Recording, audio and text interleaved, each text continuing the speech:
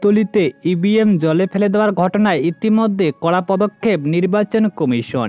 ভিডিওটি শেষ পর্যন্ত দেখুন। চ্যানেলে নতুন হলে সাবস্ক্রাইব করুন, পাশে থাকা বোতামটি বাজিয়ে দিন। জয়নগর লোকসভা কেন্দ্রের অধীনে থাকা কুলতলিতে ইভিএম পুকুরে ফেলে দেওয়ার ঘটনায় পদক্ষেপ করল জাতীয় নির্বাচন কমিশন।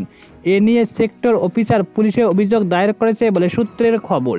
এদিন ইভিএম জলে ফেলে দেওয়ার পাশাপাশি 6টি বুথে প্রভাব পড়েছে বলে জানিয়ে দেয় নির্বাচন কমিশন।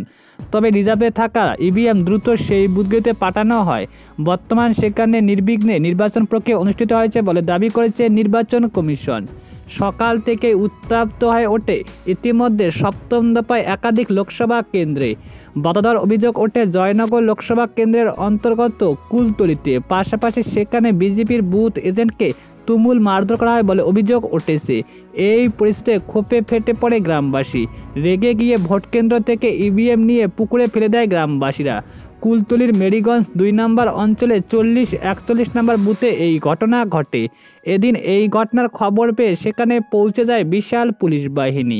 তবে মাঝপথে ইতিমধ্যে পুলিশকে আটকে দেয় গ্রামবাসী। রাস্তায় ইতিমধ্যে গাছের গুঁড়ি ফেলে দিয়ে আটকে দেওয়ার অভিযোগ।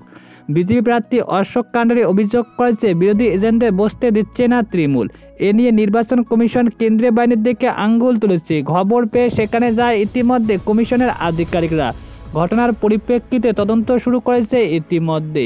সপ্তম দফায় লোকসভা নির্বাচন ইতিমধ্যে বহু জায়গায় উত্তপ্ত হয়ে উঠেছে।